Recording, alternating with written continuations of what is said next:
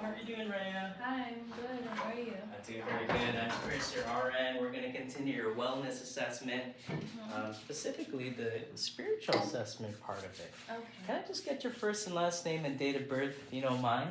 Yeah, Raylene Tan, April 8th, 1992. Oh, very nice. Okay, everything matches up. Well, thank you so much for your time and coming out here and taking care of your health with the wellness assessment.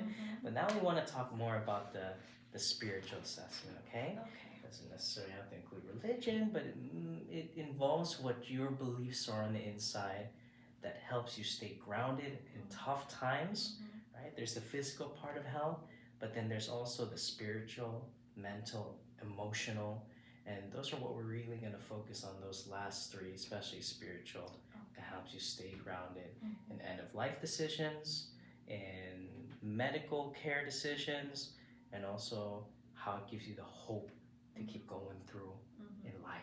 Okay, so that's part of wellness. So I want to ask you, what are your sources of support internally? What are big ones for you? Big ones. Definitely number one is God. You know, I pray a lot, and my family and friends and my community, which is my religious community.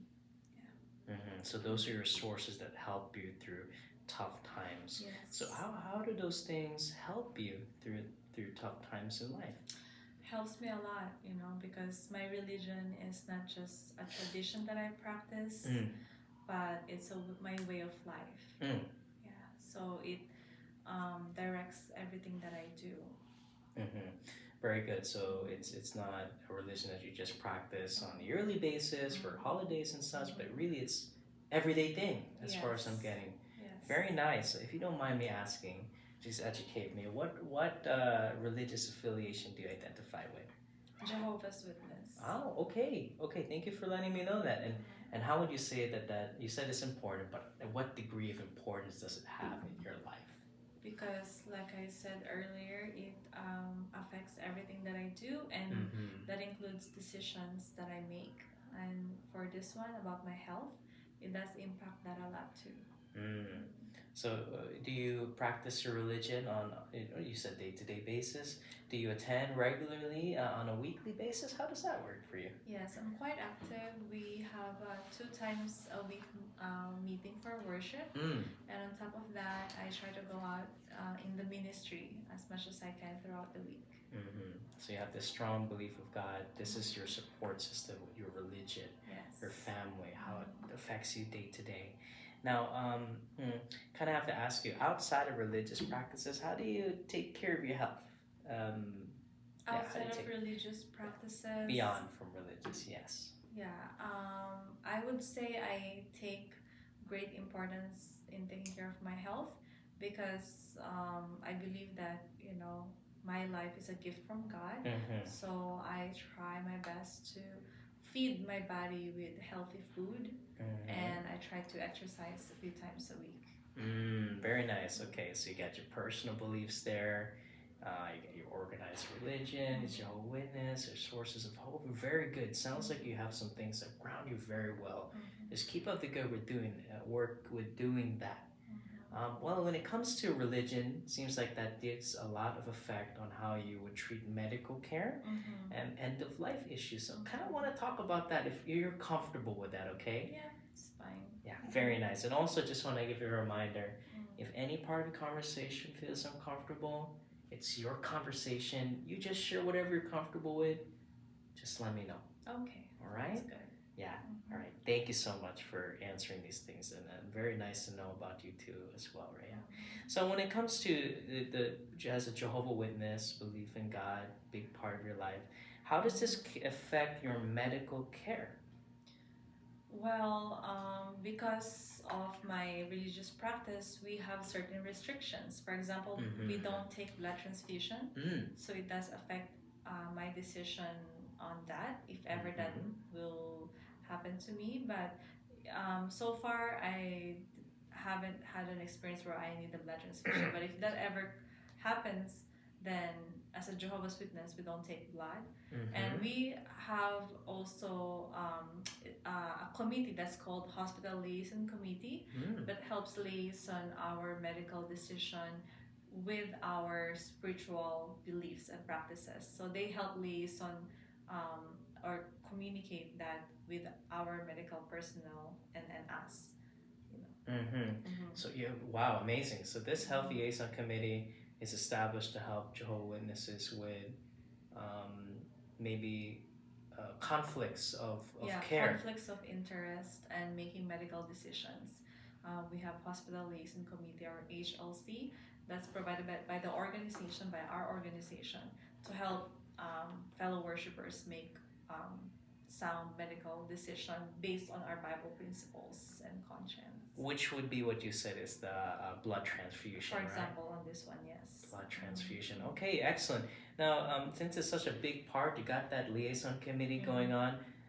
Do you guys have like a documentation, kind of like that tells maybe like advanced directives for that? Yeah, actually, we have advanced directives provided by our organization. So that's where we fill out specific things that we want to our done to our health, and also for end of life care, like you mentioned earlier. So we can specify that in that advanced directive. Very good.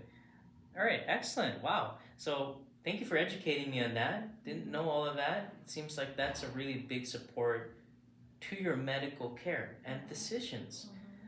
So when it comes to like end of life issues or end of life choices, like how does that affect your religious beliefs and personal beliefs?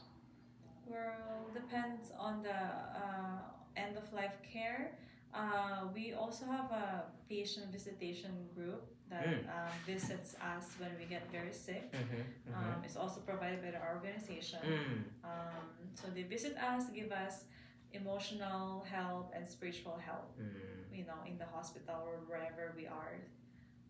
But for end of life care, like I said, the advanced directive will specify what we want done, whether we want to get DNR, DNI, those preferences will be written on the advanced directives.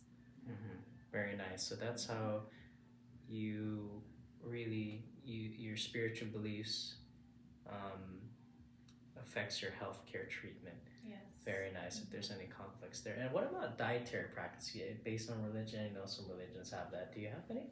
Yes, because we don't accept blood transfusion, it's just natural. We also don't eat anything with blood or any animals that we know hasn't been bled, because we view blood as sacred. So we avoid eating blood also.